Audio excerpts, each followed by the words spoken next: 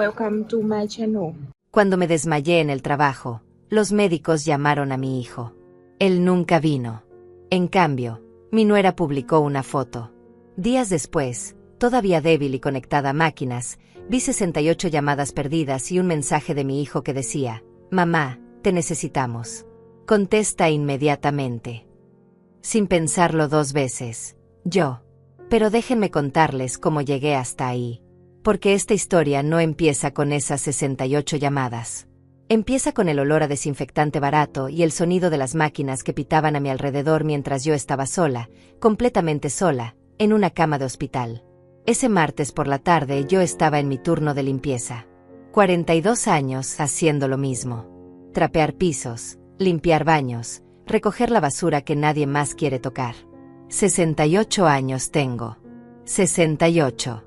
Y todavía arrastrando un trapeador por los pasillos del Hospital General porque mi pensión no alcanza. Porque mi hijo Javier necesita ayuda. Porque su esposa Cecilia dice que no les alcanza para nada.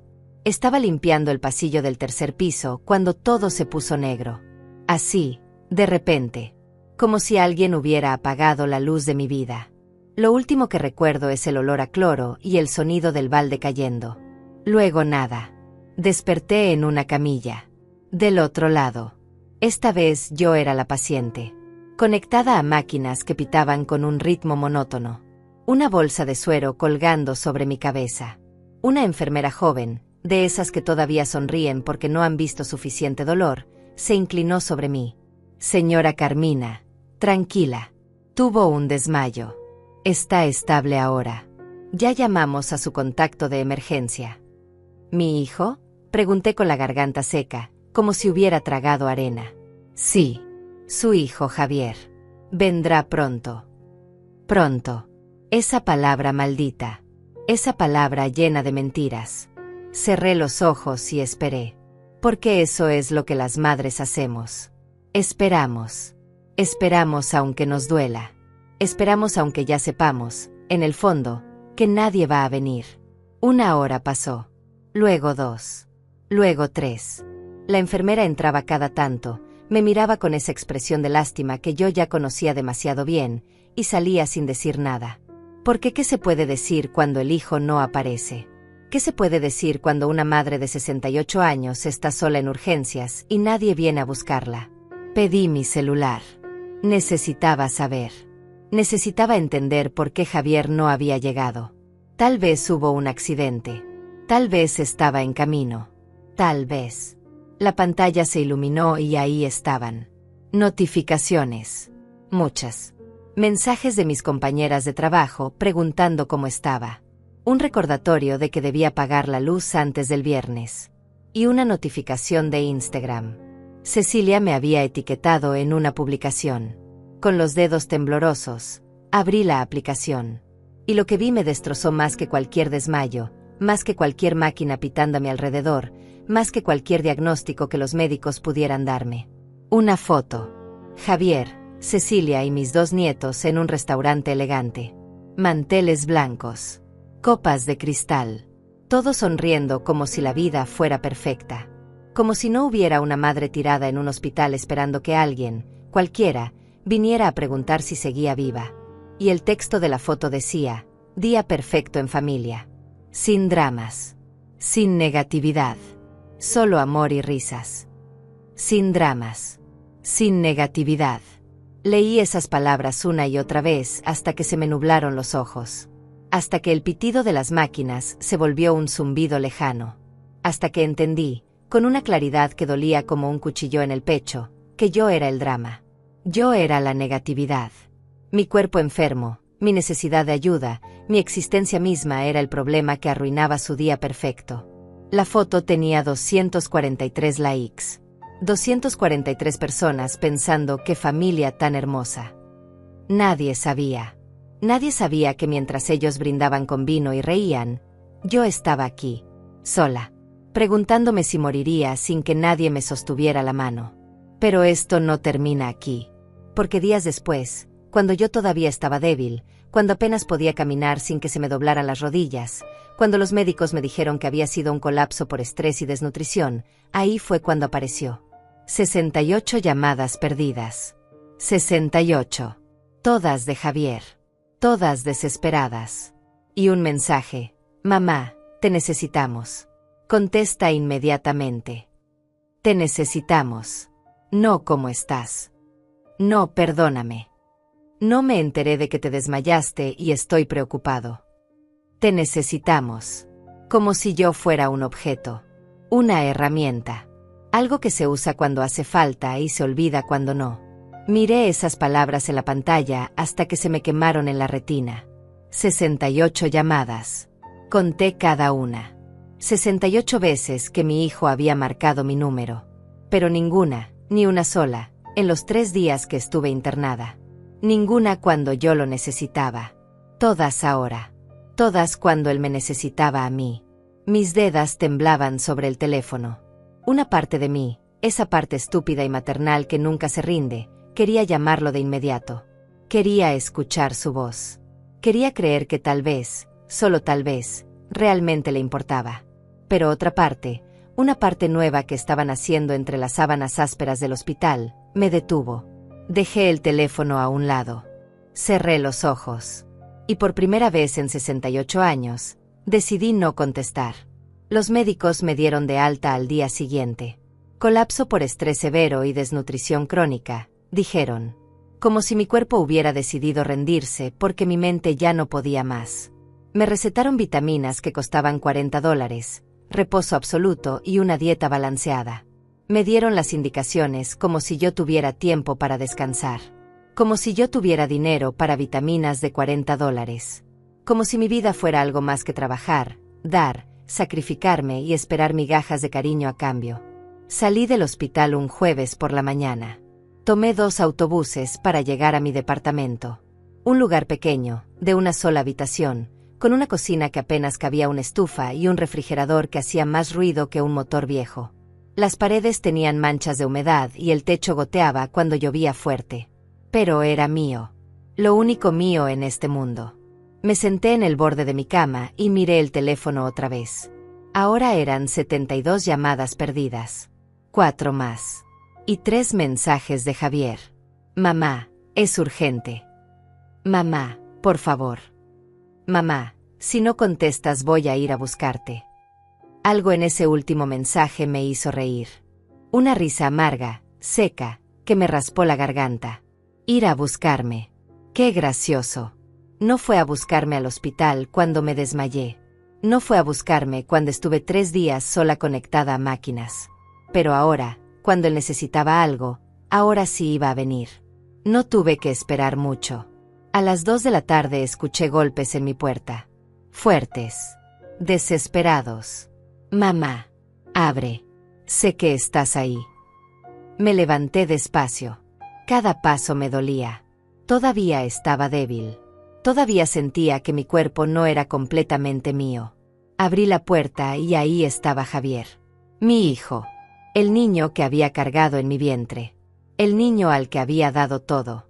Ahora convertido en un hombre de 42 años con ojeras y una expresión de molestia en el rostro. ¿Por qué no contestabas? Me reclamó antes de siquiera preguntar cómo estaba. Estuve en el hospital, dije con voz tranquila. Ya lo sé. Me llamaron. Pero estaba ocupado, mamá. No podía ir en ese momento. Ocupado. Esa palabra flotó en el aire entre nosotros como una mosca muerta. Ocupado comiendo camarones en un restaurante elegante mientras yo agonizaba sola. ¿Qué querías, Javier? Pregunté. No lo invité a pasar. Me quedé bloqueando la entrada. Él parpadeó, sorprendido por mi tono. Yo nunca le hablaba así. Yo siempre era dulce, comprensiva, disponible. Pero algo había cambiado. Algo se había roto en esa cama de hospital y ya no había forma de pegarlo. Necesitamos que cuides a los niños esta semana, dijo directo, sin rodeos. Cecilia tiene un retiro de yoga en las montañas. Ya pagamos todo. Sale $800 y no podemos perder el dinero. Y yo tengo una conferencia de trabajo. Son solo 5 días, mamá. Nada más. 5 días. Nada más. Como si 5 días de mi vida no valieran nada. como si yo no tuviera un cuerpo que apenas se mantenía en pie, como si los médicos no me hubieran dicho reposo absoluto. No puedo, dije. Javier frunció el ceño. ¿Cómo que no puedes? Los médicos me ordenaron reposo. Estuve grave, Javier. Me desmayé por estrés y desnutrición. Mi cuerpo ya no aguanta. Pero mamá, solo es cuidar a los niños. No es nada pesado. Puedes descansar mientras ellos ven televisión. Mientras ellos ven televisión. Como si cuidar niños fuera solo sentarse y mirar. Como si no supiera yo que esos 5 días significaban cocinar, limpiar, bañarlos, ayudarlos con la tarea, aguantar berrinches, dormir poco y levantarme cada vez que lloraran en la noche. No, Javier. Esta vez no puedo. Su expresión cambió. La sorpresa se convirtió en molestia. La molestia en enojo. No puedo creer que seas tan egoísta, escupió las palabras como veneno. Nosotros siempre hemos estado para ti. Siempre. Y la única vez que te pedimos un favor, no sales con esto. Siempre han estado para mí. Esa frase me habría hecho llorar antes. Me habría hecho sentir culpable. Me habría hecho ceder. Pero ahora solo sentí algo frío y duro instalándose en mi pecho. ¿Cuándo? Pregunté en voz baja. ¿Cuándo han estado para mí? Siempre, mamá. Te invitamos a comer, te incluimos en las fotos, No viniste al hospital, lo interrumpí. Mi voz ya no era baja. Era firme. Clara. Me desmayé en el trabajo. Pude haber muerto. Y tú no viniste. En cambio, tu esposa publicó una foto diciendo, día perfecto, sin dramas. Yo era el drama, ¿verdad? Yo era el problema que arruinaba su día perfecto. Javier abrió la boca, pero no salió nada. Por primera vez en mucho tiempo, no tenía respuesta. Les he dado todo, continué. Las palabras brotaban solas ahora, como si hubieran estado esperando años para salir. Les pago la despensa. Les pago el internet. Les regalo dinero que no tengo.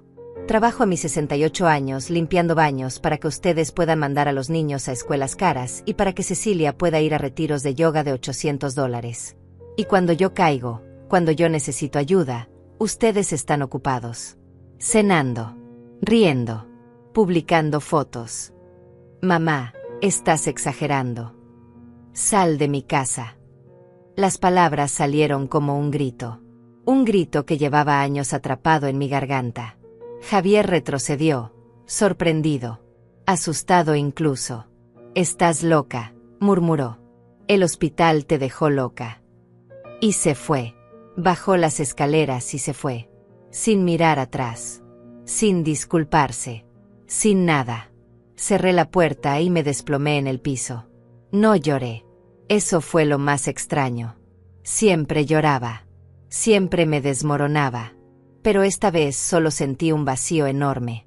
Y en ese vacío, por primera vez, sentí algo parecido a la libertad. Me quedé parada frente a la puerta cerrada durante no sé cuánto tiempo. Mis piernas temblaban. No de miedo. No de arrepentimiento. Sino de algo que no había sentido en décadas. Poder. Había echado a mi hijo de mi casa. Yo, Carmina. La que siempre decía que sí. La que siempre se doblaba. La que siempre perdonaba todo. Y el mundo no se había acabado. Caminé hasta la ventana y miré hacia la calle. Javier subió a su camioneta nueva, esa que costaba más de $30,000, pero para la cual nunca tenían dinero para la gasolina cuando necesitaban que yo los ayudara. Arrancó con brusquedad, las llantas rechinando contra el pavimento. Así se iba. Furioso. Ofendido. Como si él fuera la víctima en esta historia. Me senté en el sillón desgastado que había comprado de segunda mano hace 15 años. Los resortes se sentían contra mi espalda. La tela estaba manchada y descolorida. Pero era mío. Este departamento miserable era mío. Y por primera vez en mucho tiempo, me di cuenta de algo. Prefería estar sola aquí, en este lugar pequeño y húmedo, que estar rodeada de gente que me hacía sentir invisible. El teléfono vibró. Otra llamada de Javier. No contesté. Vibró otra vez. Un mensaje de Cecilia. Lo ignoré. Y luego otro. Y otro. Y otro. Como si el hecho de que yo no respondiera inmediatamente fuera una ofensa imperdonable. Como si mi silencio fuera un acto de guerra. Abrí los mensajes solo para leerlos. No para responder. Solo para ver hasta dónde llegaba su descaro.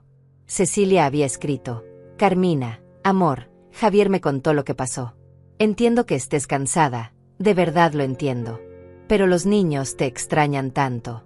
Lloran por ti. Preguntan por la abuela todos los días. Les vas a romper el corazón así. Los niños. Siempre los niños. Usaban a mis nietos como moneda de cambio.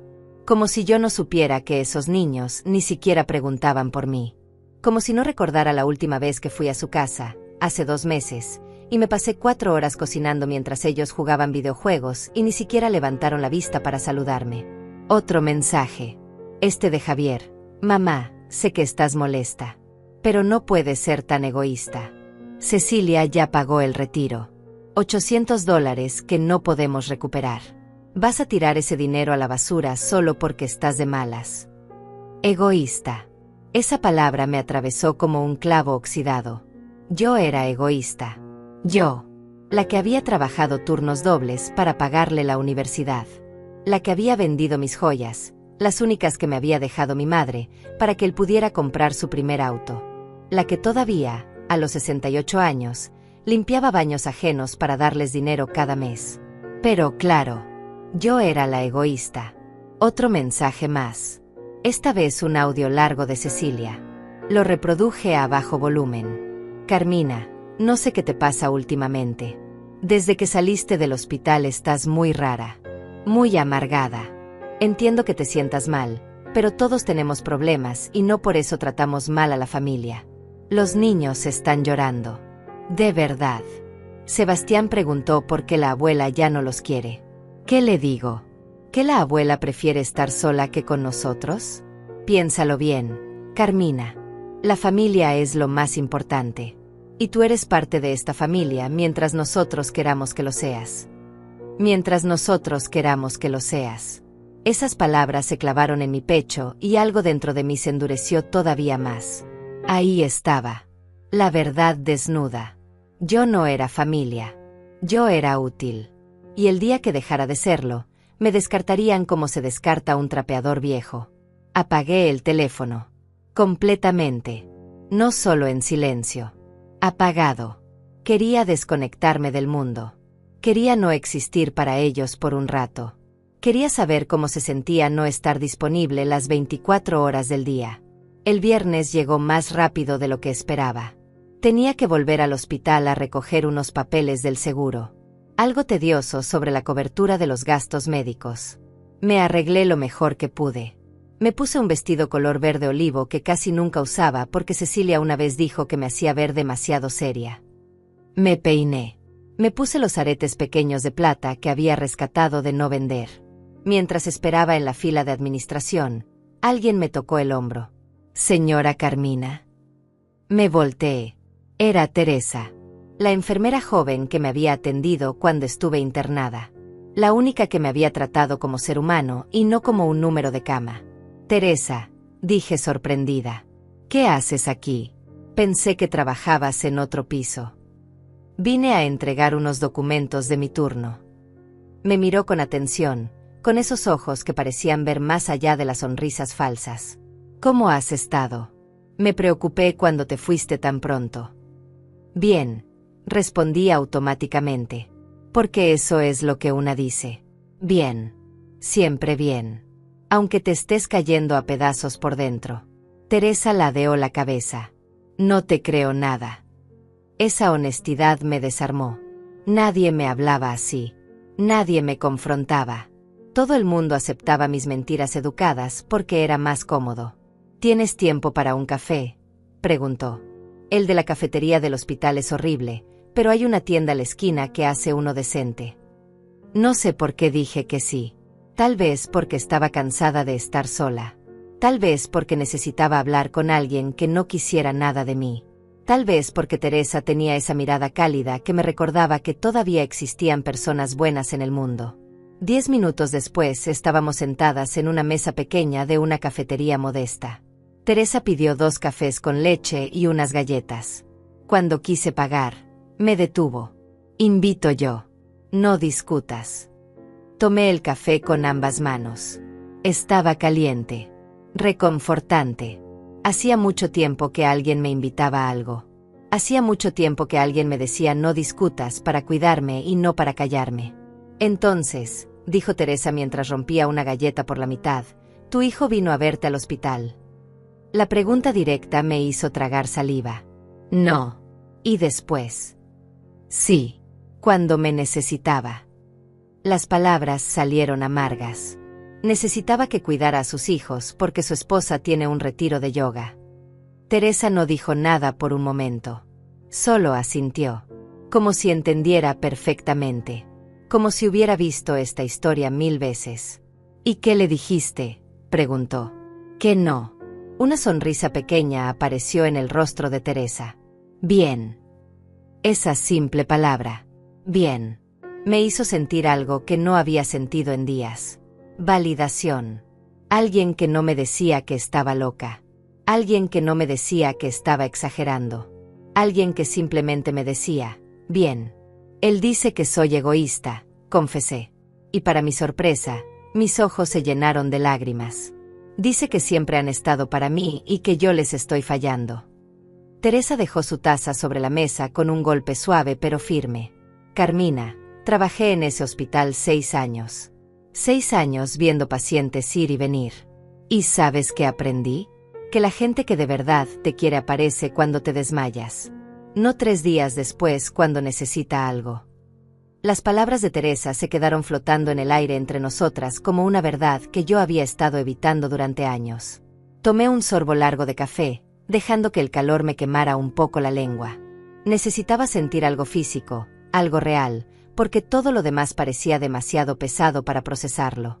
No es tan fácil, dije finalmente. Es mi hijo. El único que tengo. Si lo pierdo, me quedo sola. Teresa me miró con una mezcla de tristeza y firmeza. Carmina, ya estás sola. La diferencia es que ahora lo estás aceptando. Esas palabras me golpearon más fuerte que cualquier insulto que Javier o Cecilia pudieran haberme dicho. Porque era verdad. Había estado sola en esa cama de hospital. Había estado sola cada vez que necesité ayuda y nadie apareció. Había estado sola en cada cumpleaños que pasé cocinando para ellos mientras me ignoraban. La soledad no era algo nuevo. Solo era algo que finalmente estaba viendo con claridad. Cuando mi mamá murió, continuó Teresa, revolviendo su café lentamente, descubrí que había estado dándole dinero a mi hermano durante años. Miles de dólares. Él le decía que era para emergencias, para sus hijos, para el alquiler. Mentiras. Todo mentiras. Lo usaba para apuestas. Cuando ella murió y yo encontré las transferencias bancarias, lo confronté. ¿Sabes qué me dijo? Que mamá lo hacía porque quería. Que nadie la obligaba. Como si el amor de una madre no fuera la obligación más grande que existe. Me limpié las lágrimas que habían empezado a rodar por mis mejillas sin permiso. ¿Y qué hiciste? Lo alejé de mi vida. Completamente. Y fue lo mejor que pude hacer. Porque tú sabes que, Carmina, hay gente que no te ama. Solo ama lo que haces por ellos. Esa frase se tatuó en mi cerebro. Hay gente que no te ama. Solo ama lo que haces por ellos. ¿Cuándo fue la última vez que Javier me preguntó cómo estaba sin necesitar algo después? ¿Cuándo fue la última vez que Cecilia me llamó solo para conversar? ¿Cuándo fue la última vez que me sentí valorada y no usada? No podía recordarlo. Y eso lo decía todo. Mira, dijo Teresa sacando su teléfono. Trabajo medio tiempo en una clínica comunitaria. Ayudamos a personas mayores con trámites legales, médicos, financieros.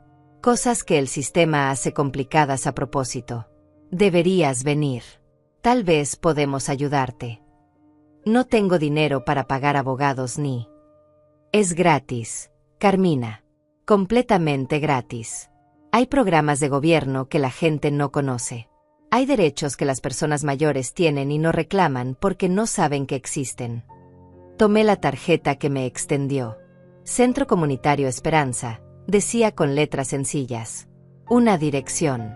Un número de teléfono. Y abajo, en letra pequeña, nadie merece estar solo. Guardé la tarjeta en mi bolso. No sabía si iría, pero el simple hecho de tenerla me hizo sentir menos perdida. Cuando llegué a mi departamento esa tarde, había alguien esperando en la puerta. Al principio pensé que era Javier otra vez, y mi cuerpo se tensó automáticamente, preparándose para otra pelea. Pero no era él. Era Cecilia. Estaba sentada en el suelo del pasillo, con su ropa deportiva cara color rosa brillante y sus tenis blancos que probablemente costaban más que mi renta de 2 meses. Cuando me vio, se levantó rápidamente con una sonrisa que no llegaba a sus ojos.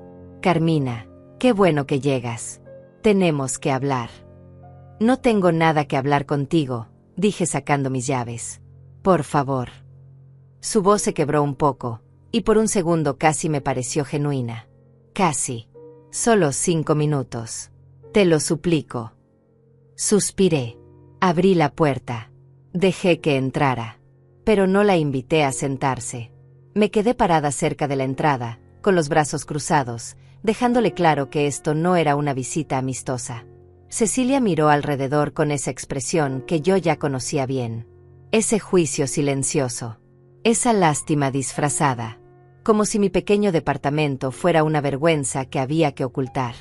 Vine a disculparme, dijo finalmente. Las palabras sonaban ensayadas, practicadas frente al espejo. Sé que no hemos sido justos contigo. Sé que te hemos pedido mucho. Javier estaba muy alterado el otro día y dijo cosas que no debió decir. Esperé, porque sabía que venía más. Las disculpas de Cecilia siempre venían con un pero. Pero también tienes que entender nuestra posición. Somos una familia joven. Tenemos gastos. Los niños necesitan tantas cosas. La escuela, las actividades extracurriculares, la ropa. Todo es tan caro. Y tú, bueno, tú solo tienes que preocuparte por ti misma. No tienes esas responsabilidades. Ahí estaba. El pero. La justificación. La manera de voltear la situación para que yo fuera la mala. Tengo 68 años, dije con voz calmada. Trabajo limpiando baños porque mi pensión no alcanza para comer. Me desmayé por desnutrición, Cecilia. Por desnutrición. Porque les doy a ustedes el dinero que debería usar para alimentarme. Cecilia desvió la mirada. Nadie te pidió que hicieras eso. Me lo pedían cada semana. Cada vez que Javier me llamaba diciendo que no les alcanzaba. Cada vez que tú suspirabas y decías que no sabías cómo ibas a pagar la luz. Bueno, no era nuestra intención que te mataras de hambre por nosotros.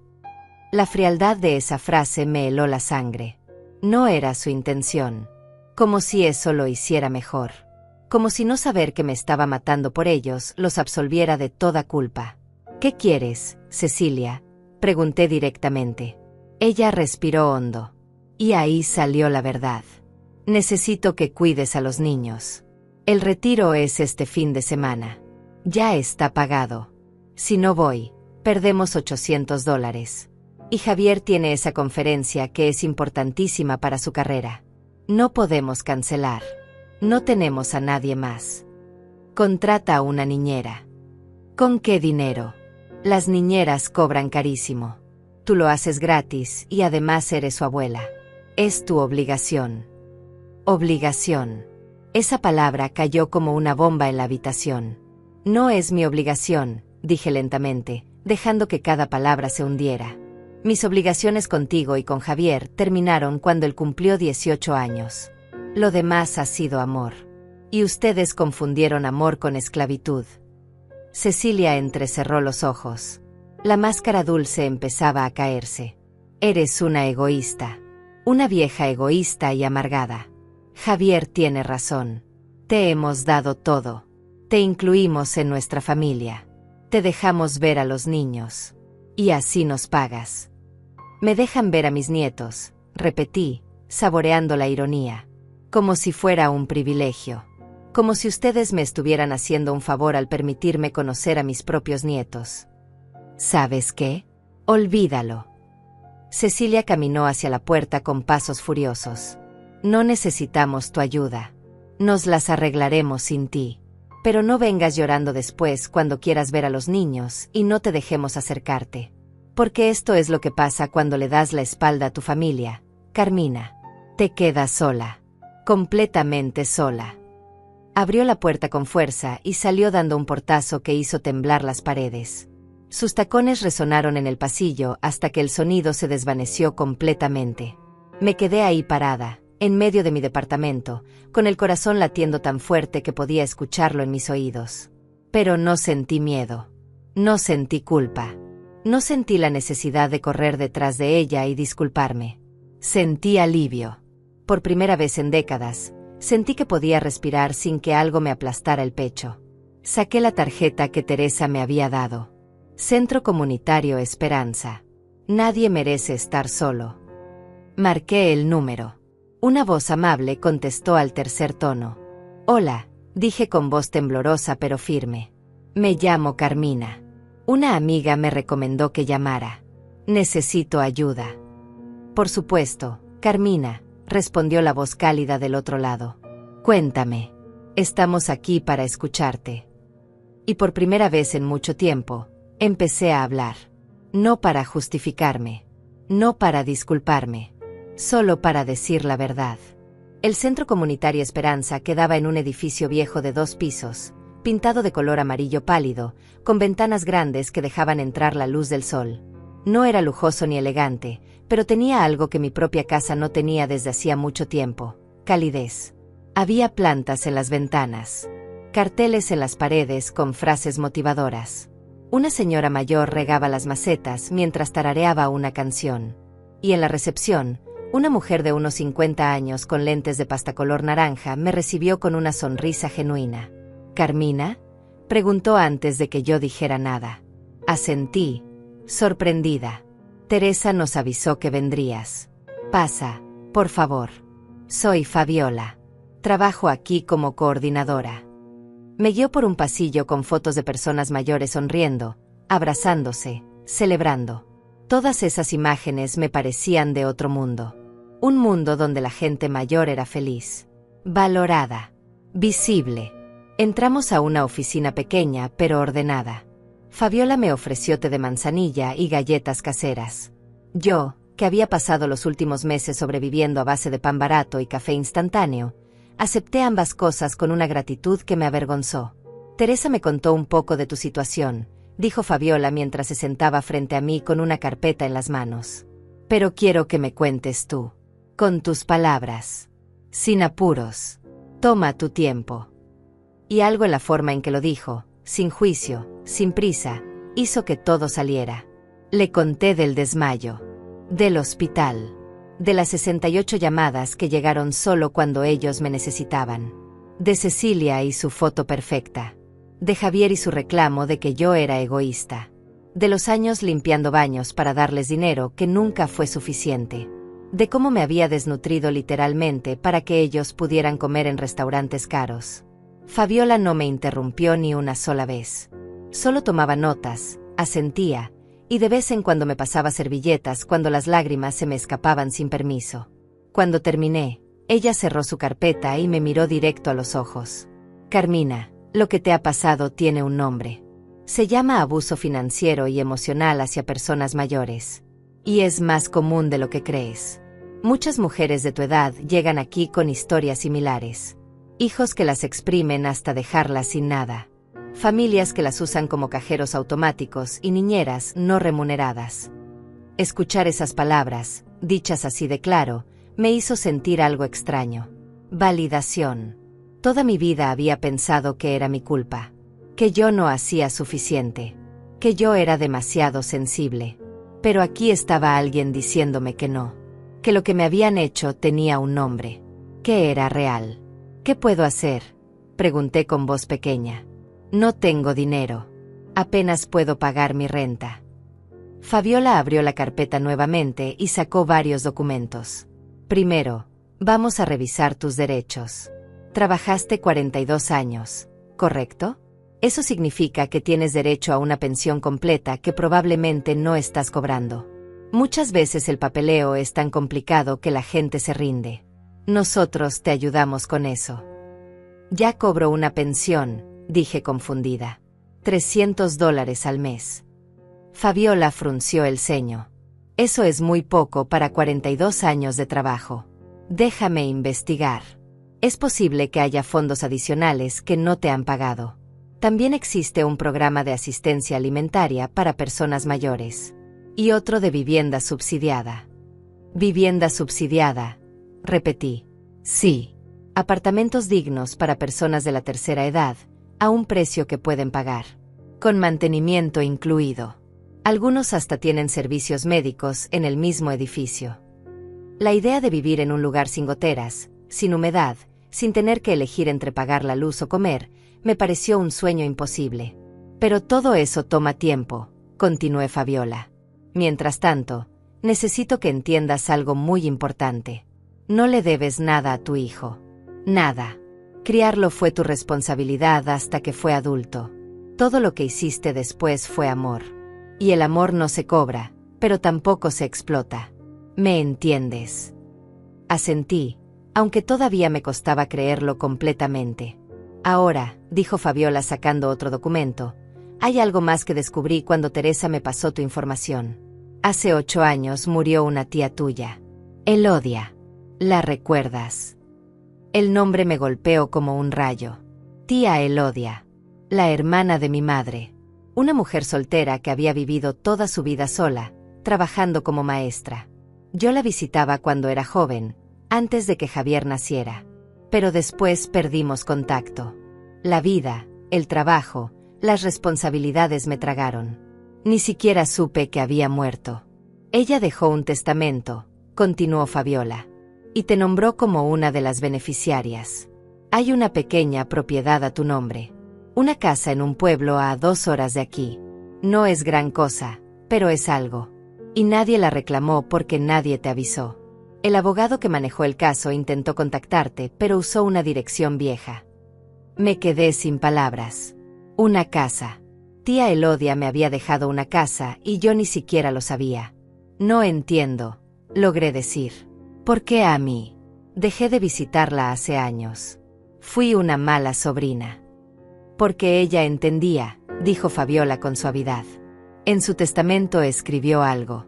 Dice, dejo mi casa a Carmina porque sé lo que es sacrificarse por familia que no te valora.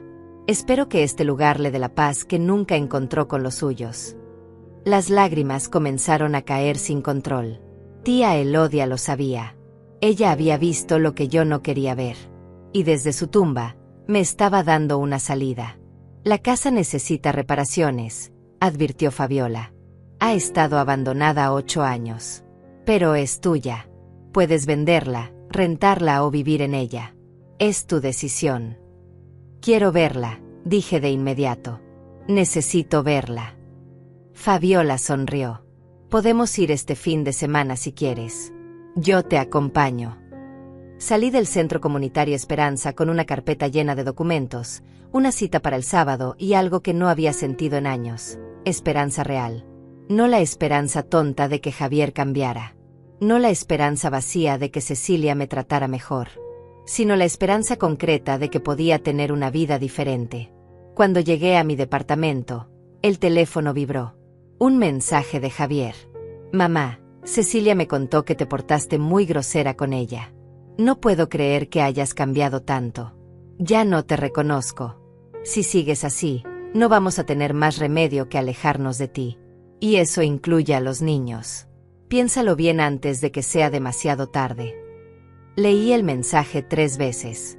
Antes, esas palabras me habrían destruido. Me habrían hecho llamar llorando, disculpándome, rogando perdón por atreverme a poner límites. Pero ahora solo sentí algo frío y claro instalándose en mi pecho. Escribí mi respuesta lentamente, borrando y reescribiendo hasta que quedó exactamente como quería.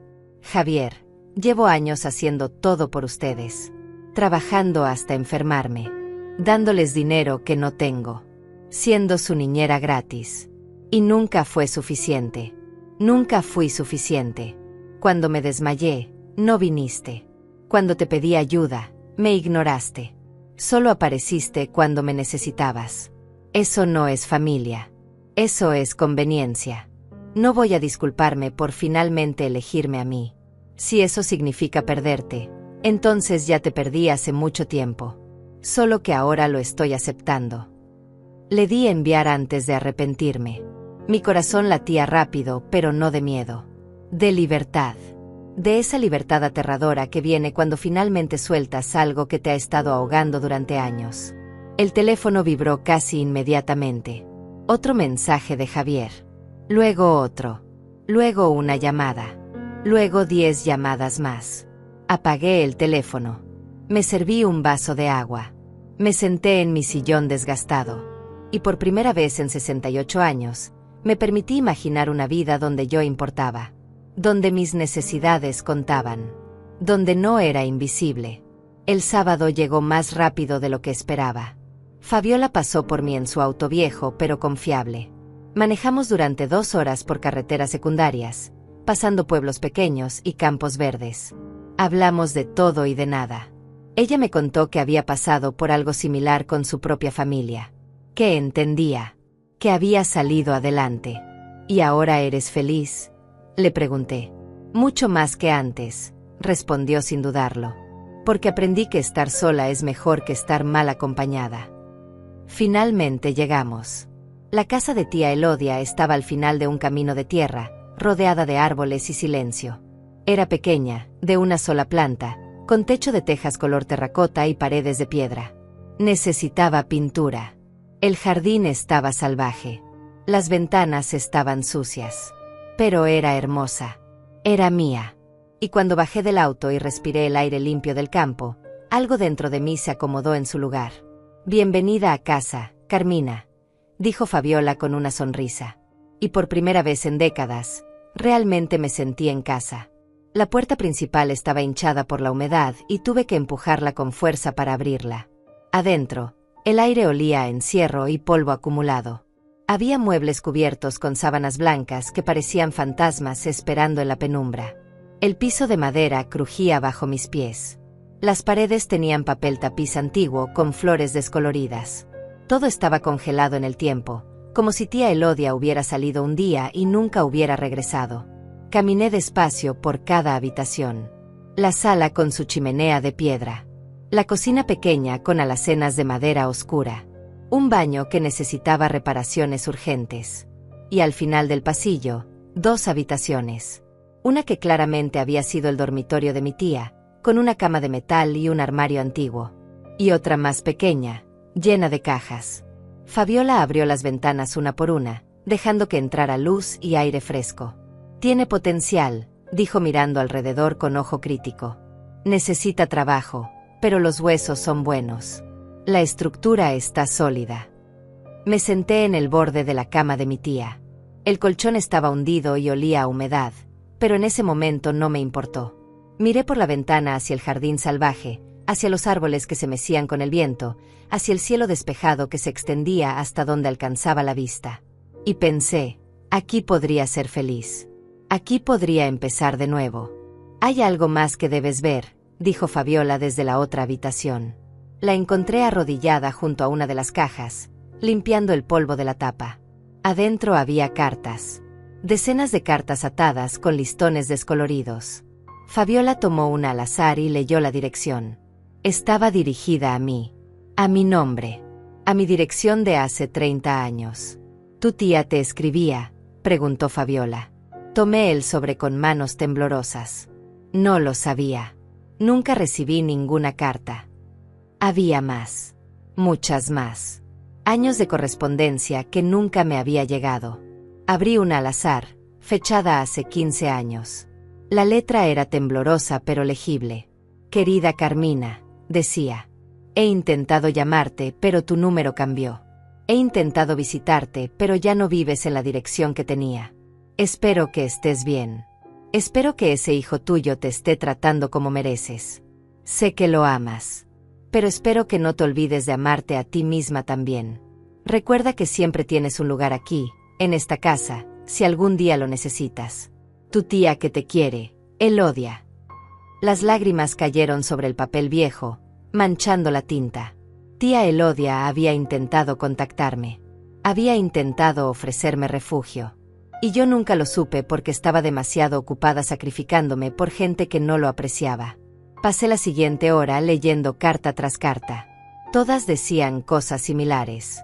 Todas me recordaban que yo valía más de lo que creía. Todas me ofrecían un hogar si algún día lo necesitaba. Y la última, fechada 2 meses antes de su muerte, decía algo que se clavó en mi corazón como un cuchillo. Carmina, si estás leyendo esto, significa que ya no estoy. Significa que finalmente llegaste a esta casa. Significa que finalmente te diste cuenta de que mereces más. No importa cuánto tiempo te haya tomado. Lo importante es que llegaste. Esta casa es tuya. Este pedazo de paz es tuyo. Constrúyete aquí la vida que siempre debiste tener. La vida que yo nunca me atreví a vivir, pero que quiero para ti. No dejes que el miedo o la culpa te detengan. Ya es tiempo de que vivas para ti. Con todo mi amor, Elodia. Fabiola me abrazó mientras yo lloraba. Lloré por todos los años perdidos. Por todas las cartas que nunca recibí. Por la tía que me amó sin condiciones y a quien yo había olvidado. Pero también lloré de alivio. Porque no estaba completamente sola. Porque alguien, en algún momento, había pensado en mí. ¿Qué vas a hacer?, preguntó Fabiola cuando finalmente me calmé. Miré alrededor. La casa necesitaba trabajo. Mucho trabajo. Pero era mía. Y por primera vez en mi vida, tenía algo que nadie podía quitarme. Voy a quedarme, dije con voz firme. Voy a arreglar esta casa. Y voy a vivir aquí. ¿Estás segura? Está lejos de la ciudad. Lejos de todo. Lejos de Javier y Cecilia, corregí. Eso es exactamente lo que necesito. Regresamos a la ciudad al atardecer. Durante todo el camino de vuelta, mi mente no dejaba de hacer planes. Necesitaba calcular cuánto costarían las reparaciones. Necesitaba empacar mis cosas. Necesitaba renunciar a mi trabajo. Necesitaba cerrar capítulos y empezar nuevos. Cuando Fabiola me dejó en mi departamento, había varios mensajes esperándome. Los había ignorado todo el día. Ahora, con el teléfono encendido nuevamente, vi la avalancha. 20 llamadas perdidas de Javier. 15 de Cecilia. Mensajes de ambos. Algunos suplicantes. Otros furiosos. Y uno particularmente largo de Cecilia que decidí leer. Carmina, no sé qué te pasa, pero esto ya es ridículo. Los niños preguntan por ti todos los días. Sebastián lloró anoche porque dice que la abuela ya no lo quiere. ¿Eres feliz? ¿Eres feliz destruyendo a 2 niños inocentes solo porque estás resentida con nosotros? Porque eso es lo que eres. Una resentida. Una vieja amargada que no soporta ver a otros felices. Javier y yo hemos hablado y decidimos que es mejor cortar la relación. Ya no queremos tu negatividad en nuestras vidas. Pero antes de que esto termine, quiero que sepas que eres una mala madre. Una mala abuela. Y vas a arrepentirte cuando estés sola y enferma y no tengas a nadie que te cuide. Ahí vas a entender lo que perdiste. Leí el mensaje 2 veces. Esperé sentir dolor. Esperé sentir culpa. Esperé sentir ese impulso de correr a disculparme, de rogar perdón, de hacer lo que fuera para recuperar su aprobación. Pero no sentí nada de eso. Sentí claridad. Cecilia estaba usando a mis nietos como arma. Estaba tratando de manipularme con amenazas. Estaba proyectando su propia toxicidad sobre mí. Y yo finalmente podía verlo. Después de años de neblina, finalmente podía ver la verdad. Escribí mi respuesta con dedos firmes. Cecilia, ustedes cortaron la relación hace años. Solo que yo no me había dado cuenta. Cada vez que me ignoraron en el hospital. Cada vez que tomaron mi dinero sin un gracias. Cada vez que me trataron como empleada y no como familia. Ahí cortaron la relación. Yo solo estoy aceptando lo que ya existía. En cuanto a mis nietos, si realmente preguntan por mí, te daré mi nuevo número cuando me mude. Pero sospecho que esa pregunta es tan real como tu preocupación por mí. Cuídate. Y cuida a esos niños mejor de lo que me cuidaron a mí. Envié el mensaje y bloqueé ambos números. Esta vez para siempre. Esa noche no pude dormir, pero no por ansiedad. Por emoción. Saqué una libreta vieja y empecé a hacer listas. Cosas que necesitaba arreglar en la casa. Cosas que necesitaba comprar. Cosas que necesitaba hacer antes de mudarme. Cada palabra que escribía se sentía como un paso hacia la libertad. El lunes fui al trabajo por última vez. Mi supervisora, una mujer de 40 años que siempre me había tratado con indiferencia, se sorprendió cuando le di mi renuncia. ¿Estás segura, Carmina? Has trabajado aquí toda tu vida. Exactamente, respondí. Ya es hora de que tenga una vida fuera del trabajo. Limpié mi casillero. Me despedí de mis compañeras. Algunas lloraron. Otras me abrazaron y me dijeron que era valiente. Una, la más joven, me susurró al oído: yo también quiero ser como tú cuando sea mayor. Quiero tener el valor de irme cuando algo no me hace bien. Salí del hospital con mi caja de pertenencias y una extraña sensación de ligereza. 42 años terminados en una mañana. 42 años de pisos sucios, de baños malolientes, de rodillas doloridas. Terminados. Durante las siguientes 2 semanas, trabajé como nunca había trabajado. Pero esta vez para mí. Vendí los pocos muebles que tenía. Doné la ropa que ya no necesitaba. Empaqué mi vida en 6 cajas. Y solicité todos los programas que Fabiola me había mencionado. La pensión completa. La asistencia alimentaria. Los fondos de emergencia para personas mayores. Y para mi sorpresa, todo empezó a aprobarse. Resultó que tenía derecho a $700 mensuales, no 300. Alguien en el departamento de pensiones había cometido un error años atrás y nadie lo había corregido. También calificaba para cupones de alimentos por $200 al mes. Y había un fondo especial para reparaciones de vivienda para personas de la tercera edad que podía cubrir hasta $5,000. $5,000. Suficiente para arreglar el techo, el baño y pintar toda la casa. Por primera vez en mi vida, no estaba luchando por sobrevivir. Estaba construyendo algo. El día de la mudanza llegó con un cielo despejado y una brisa fresca que olía a nuevo comienzo. Fabiola vino con su esposo, un hombre callado pero amable que manejaba una camioneta pick-up vieja pero funcional. Teresa también apareció, con café y tamales caseros para el desayuno. Entre los 3 cargaron mis 6 cajas y los pocos muebles que había decidido llevar. Todo cabía en un solo viaje. 68 años de vida reducidos a tan poco. Y sin embargo, se sentía como suficiente. Mientras cerraba la puerta de mi departamento por última vez, no sentí nostalgia. Solo alivio. Ese lugar había sido una cárcel. Paredes húmedas que guardaban años de sacrificio, de lágrimas tragadas, de esperanzas rotas. Dejé las llaves en el buzón del casero y no miré atrás. Durante el viaje hacia mi nueva vida, Teresa me contó que había hablado con otras mujeres del hospital. Mujeres mayores que también estaban siendo explotadas por sus familias. Mujeres que limpiaban, cocinaban, cuidaban nietos y daban dinero sin recibir nada más que migajas de afecto. Deberías hablarles, dijo Teresa. Tu historia podría ayudarlas. Podría darles el valor que necesitan para cambiar sus vidas. La idea me asustó y me emocionó al mismo tiempo. Yo no era nadie especial. Solo era una mujer vieja que finalmente había dicho basta. Pero si eso era suficiente, si mi valentía, por pequeña que fuera, podía inspirar a alguien más. Cuando llegamos a la casa, el sol estaba en su punto más alto. La luz entraba por las ventanas limpias que Fabiola y yo habíamos lavado la semana anterior. El piso brillaba.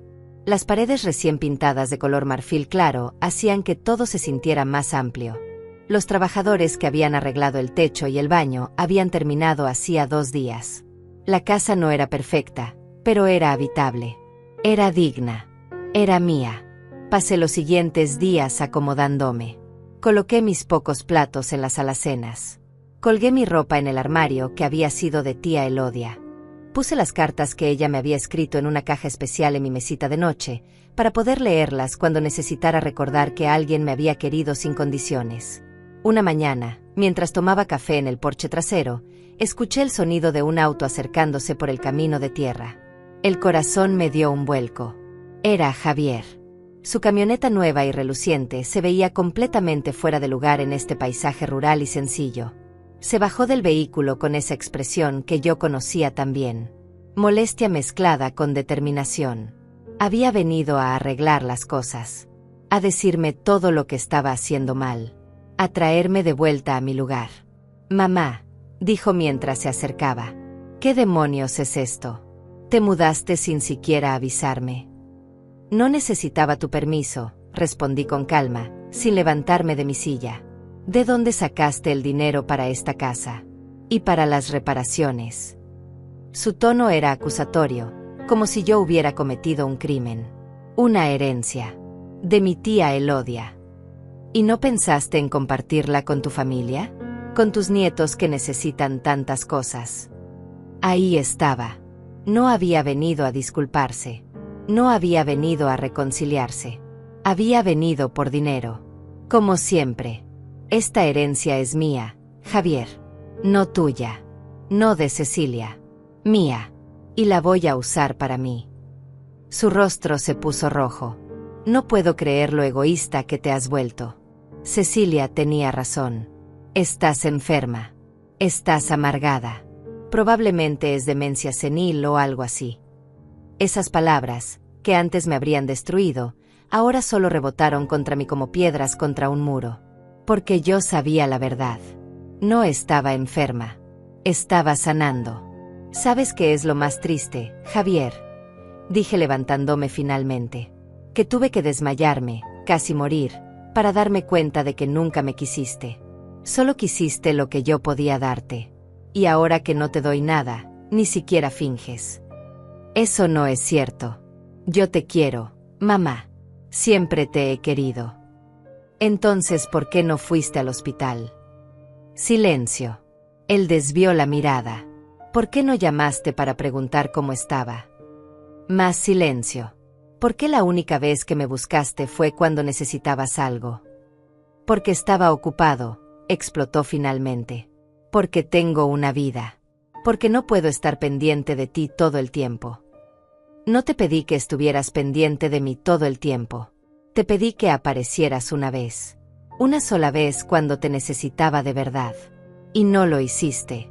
En cambio, saliste a cenar con tu esposa y publicaron fotos felices mientras yo estaba sola conectada a máquinas». Javier apretó los puños. Podía ver la lucha en su rostro. La parte de él que sabía que yo tenía razón peleando contra la parte que se negaba a aceptar responsabilidad. «Esto no va a terminar aquí», amenazó. «Voy a hablar con un abogado. Esa herencia debería ser para toda la familia. Y si estás tan enferma como pareces, voy a pedir que te declaren incapaz de manejar tu propio dinero». Esas palabras me habrían aterrorizado hace un mes. Pero Fabiola ya me había advertido que esto podría pasar. Ya me había conectado con un abogado del centro comunitario. Ya teníamos documentos preparados. «Habla con quien quieras, Javier. Tengo evaluaciones médicas que demuestran que estoy perfectamente lúcida. Tengo testigos de cómo me trataron.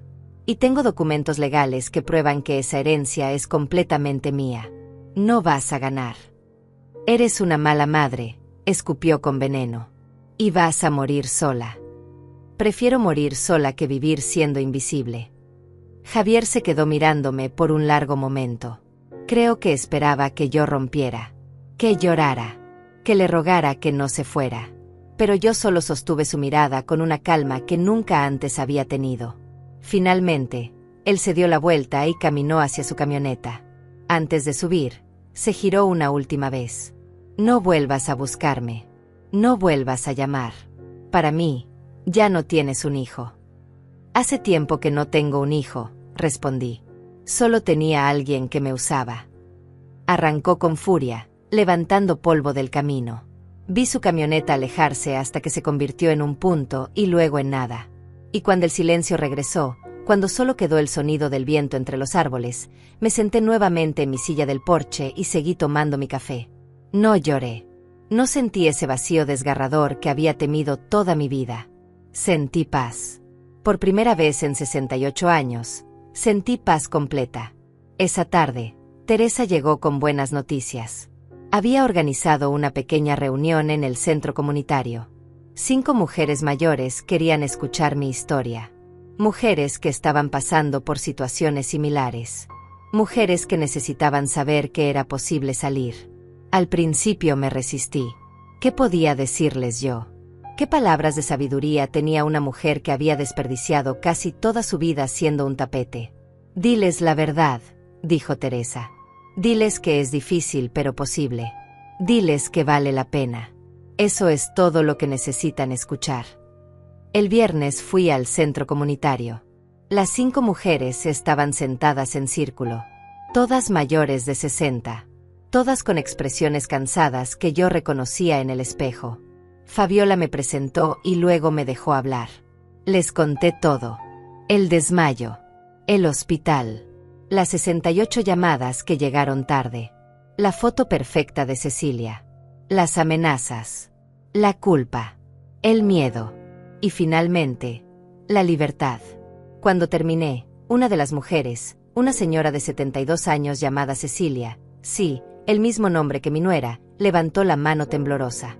¿Y no te arrepientes?, preguntó con voz quebrada. ¿No extrañas a tu hijo?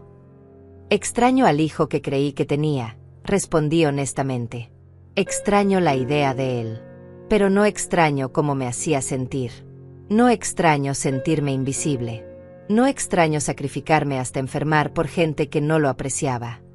Otra mujer, más joven, de unos 60 años, habló. Yo tengo miedo. Mi hija dice que si no cuido a sus 3 niños, no me va a dejar verlos nunca más. Y no puedo perderlos. Son mi vida.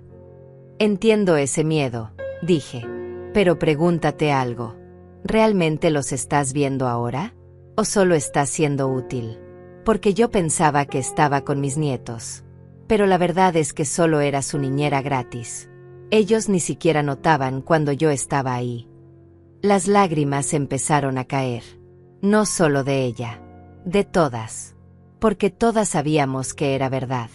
Todas habíamos confundido ser útiles con ser amadas.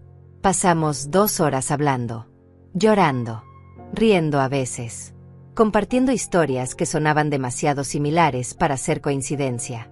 Y cuando terminó la reunión, cada una de esas mujeres me abrazó. Algunas me dieron las gracias. Otras me pidieron mi número. Las semanas que siguieron fueron una revelación. Cada día despertaba en mi casa, en mi cama que no rechinaba, bajo un techo que no goteaba, y me tomaba un momento para recordar que esto era real. Que no era un sueño. Que realmente había escapado. El silencio del campo me había asustado las primeras noches, acostumbrada como estaba al ruido constante de la ciudad. Pero ahora ese silencio se había convertido en mi canción favorita. El canto de los pájaros al amanecer. El viento meciendo los árboles. El sonido de mi propia respiración sin el peso de la culpa aplastándome el pecho. Teresa venía a visitarme cada semana. A veces traía comida. Otras veces solo traía su compañía. Me ayudó a plantar un pequeño huerto en el jardín. Tomates, lechugas, hierbas aromáticas. Cosas sencillas que crecían con paciencia. Como yo. Deberías volver al centro, me dijo una tarde mientras arrancábamos malas hierbas. Las mujeres preguntan por ti. Quieren saber cómo estás. Quieren escuchar más. La idea me incomodaba. No me sentía como una inspiración. Solo me sentía como alguien que había sobrevivido. Pero Teresa insistió. Y finalmente acepté. Volví al centro comunitario un martes por la tarde. Esta vez no eran 5 mujeres. Eran 15. Algunas nuevas. Otras que ya había conocido. Y todas con esa misma expresión hambrienta de esperanza. Una mujer de 65 años llamada Fabiola, otra Fabiola, no la coordinadora, sino una mujer delgada con manos temblorosas, contó su historia. Su hijo la había convencido de vender su casa y darle el dinero para invertir en un negocio. El negocio nunca existió. El dinero desapareció. Y ahora ella vivía en el sótano de la casa de él, cuidando a 4 nietos mientras su nuera le gritaba por cualquier cosa.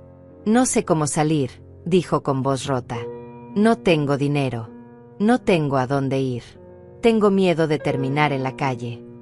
Le conté sobre los programas de vivienda, sobre los fondos de emergencia, sobre los abogados gratuitos que el centro ofrecía. Le di el número de Fabiola, la coordinadora. Y le dije algo que había aprendido en carne propia. El miedo es real. Pero quedarte por miedo es elegir morir lentamente. Yo estuve ahí.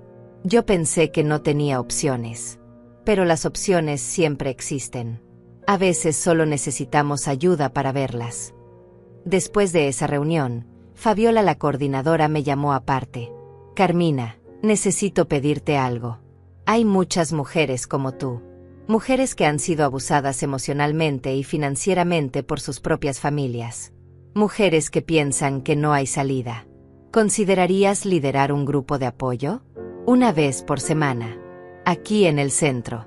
Solo compartir tu historia y escucharlas de ellas. Mi primer instinto fue decir que no. Yo no era líder de nada. Yo apenas estaba aprendiendo a vivir para mí misma. Pero luego pensé en esas 15 mujeres. En sus caras. En sus lágrimas. En cómo me habían abrazado al final, como si yo les hubiera dado algo invaluable. Lo haré, dije. Así nació el grupo. Mujeres que eligieron vivir, lo llamamos. Cada martes por la tarde, mi casa se llenaba de voces. Fabiola, la coordinadora, me ayudó a conseguir sillas plegables. Teresa traía café y galletas. Y las mujeres llegaban.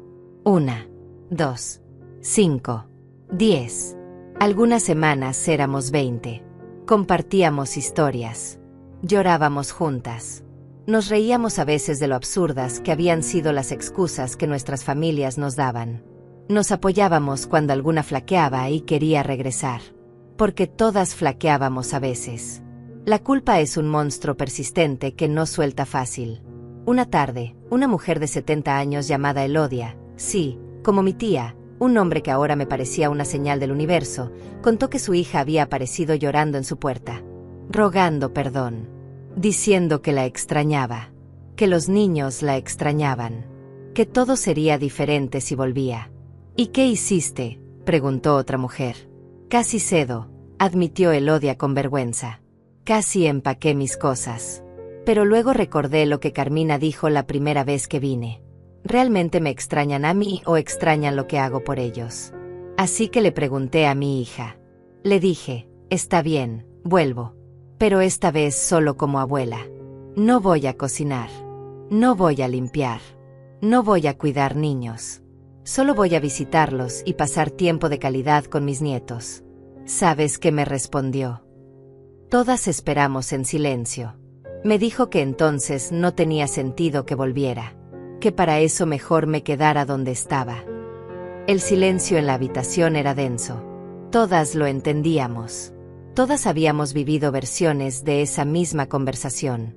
Pero esta vez no lloré, continuó Elodia con voz más fuerte. Esta vez le dije, tienes razón. No tiene sentido. Y cerré la puerta. Y me sentí libre.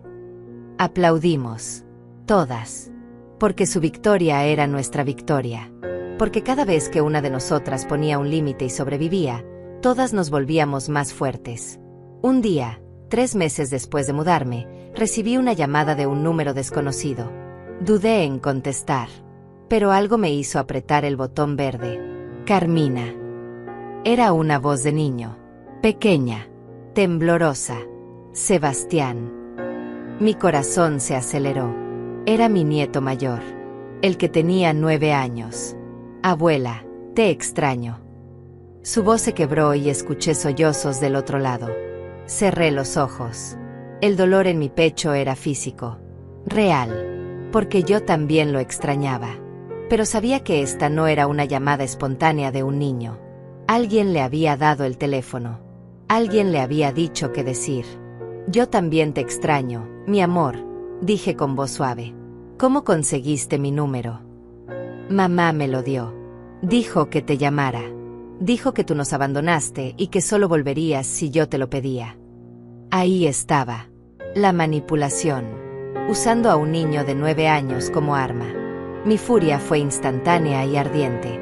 Sebastián, escúchame bien. Yo no los abandoné. Yo me fui porque estaba enferma y nadie me cuidó. Pero no me fui de ti. Me fui de los adultos que me trataban mal. Mamá dice que estás loca.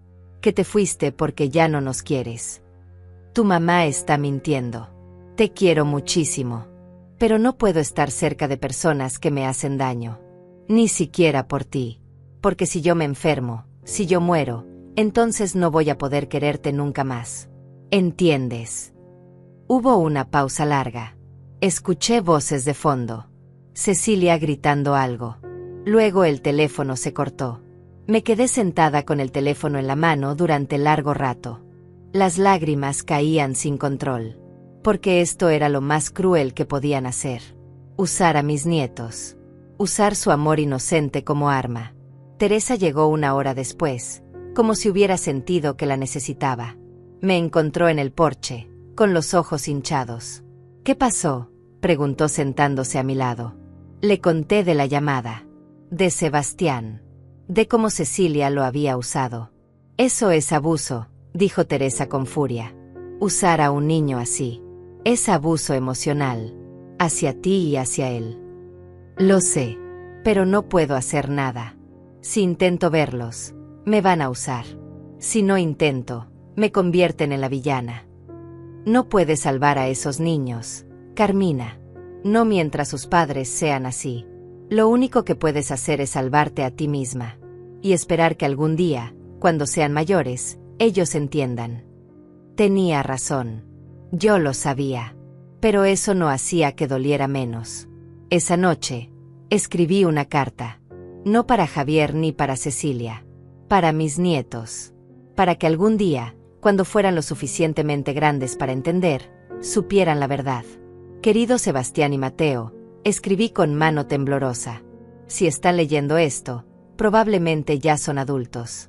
Probablemente ya les contaron 1000 versiones de por qué la abuela desapareció de sus vidas. Quiero que sepan mi verdad. Los amé. Los amo. Siempre los amaré. Pero amar no significa destruirme. Amar no significa aceptar abuso. Me fui porque sus padres me usaban hasta enfermarme.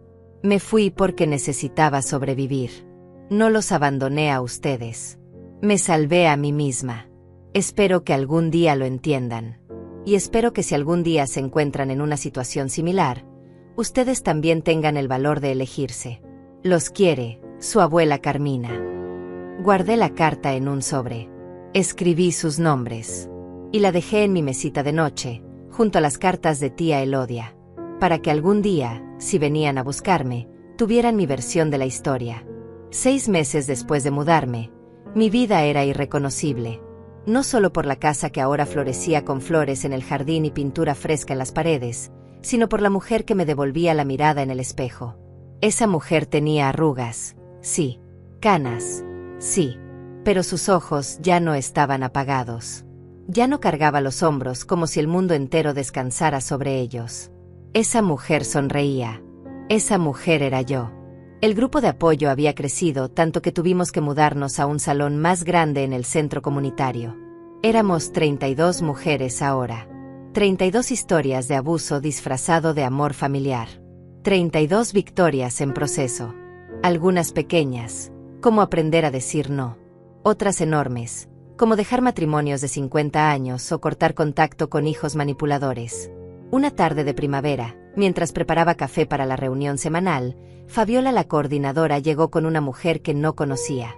Era joven, tal vez 35 años, y llevaba una cámara profesional colgando del cuello. Carmina, ella es Luis. Perdón, Luisa, se corrigió Fabiola. Es periodista de un periódico regional. Escuchó sobre nuestro grupo y quiere hacer un artículo. Mi primer instinto fue negarme. No quería atención. No quería ser el centro de nada. Pero luego pensé en todas esas mujeres que todavía no sabían que había salida. Todas esas mujeres que pensaban que estaban solas. Todas esas mujeres que necesitaban ver que era posible. Está bien, dije finalmente. Pero con una condición. No se trata de mí. Se trata de todas nosotras. Luisa asintió con entusiasmo. Pasó las siguientes 2 semanas entrevistando a diferentes mujeres del grupo.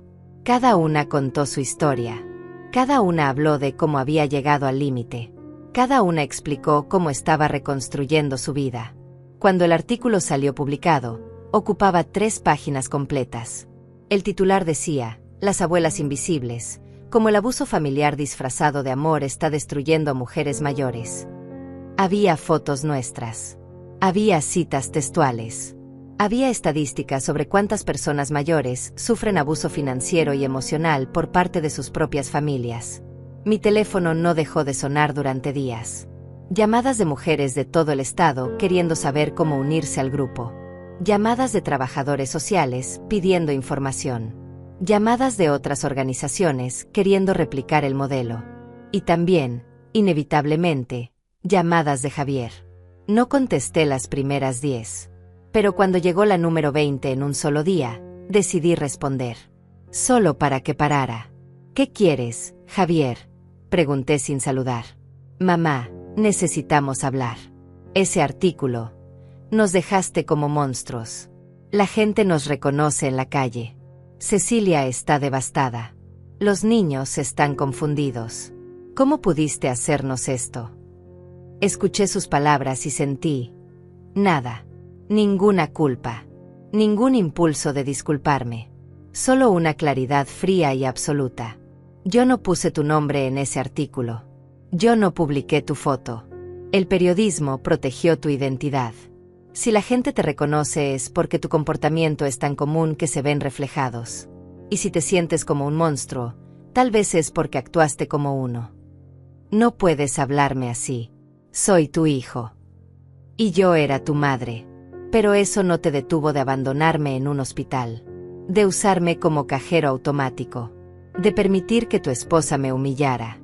Así que no me vengas ahora con que soy tu madre como si eso significara algo para ti. La gente piensa que soy un mal hijo.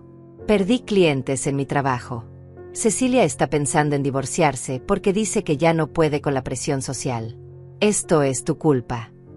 Y ahí estaba otra vez. Todo era mi culpa. Mi enfermedad era mi culpa. Mi necesidad de respeto era mi culpa.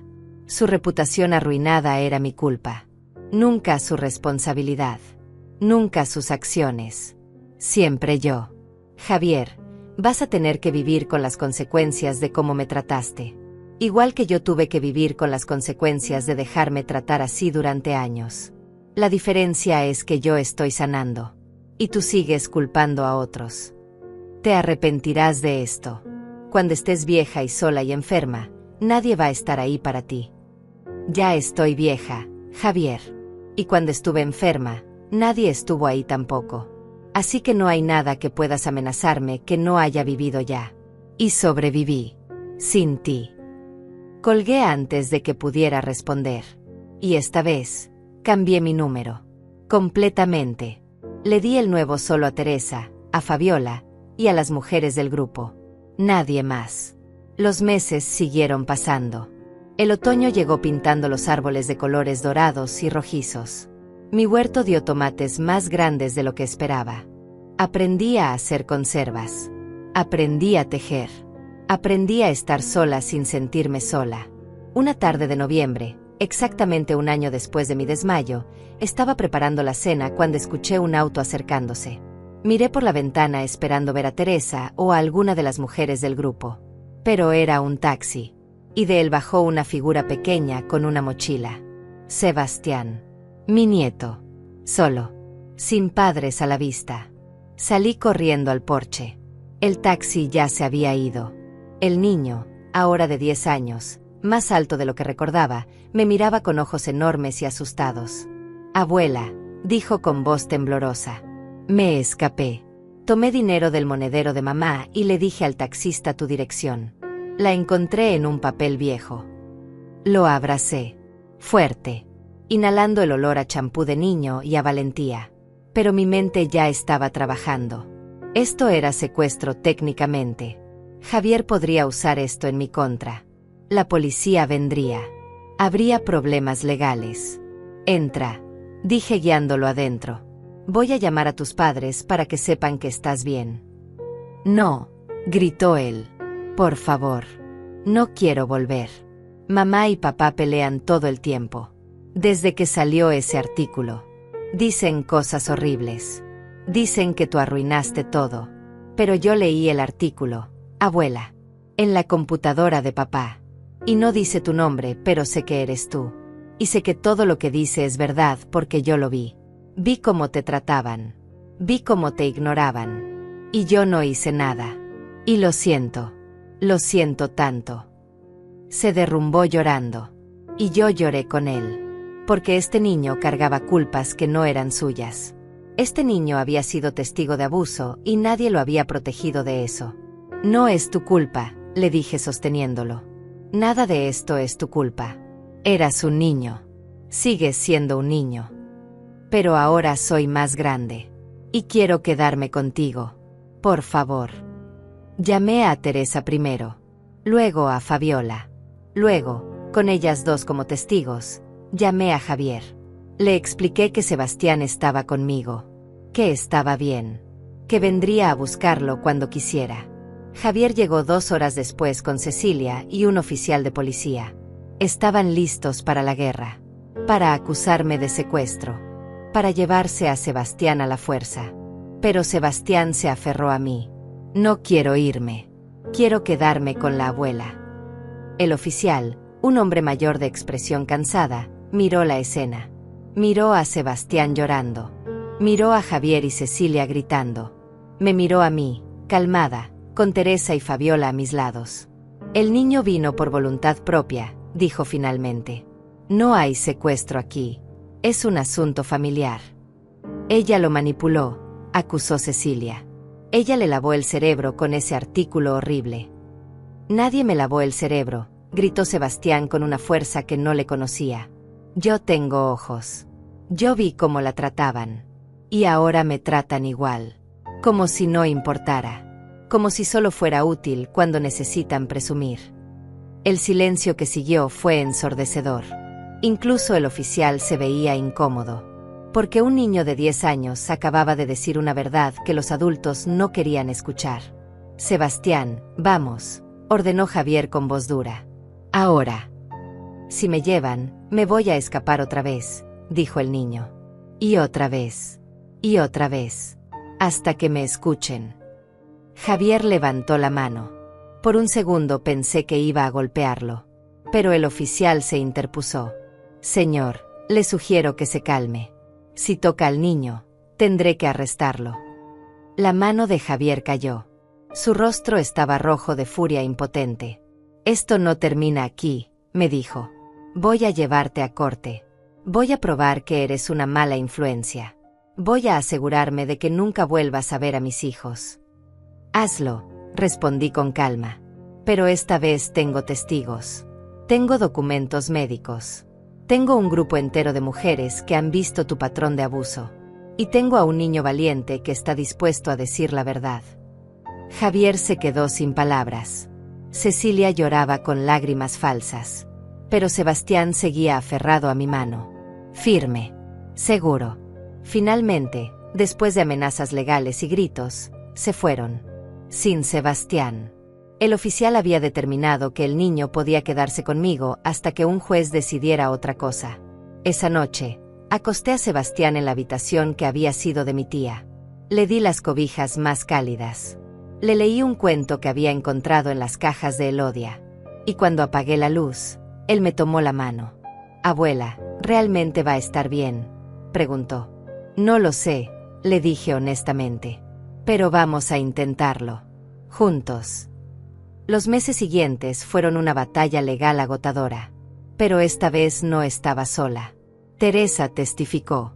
Fabiola, la coordinadora, presentó documentos del centro comunitario. Otras mujeres del grupo dieron testimonio de los patrones de abuso familiar. Y Sebastián, valiente como ningún niño debería tener que ser, le contó al juez la verdad. Al final, Javier y Cecilia mantuvieron la custodia. Pero yo obtuve derechos de visita supervisada primero, y luego sin supervisión.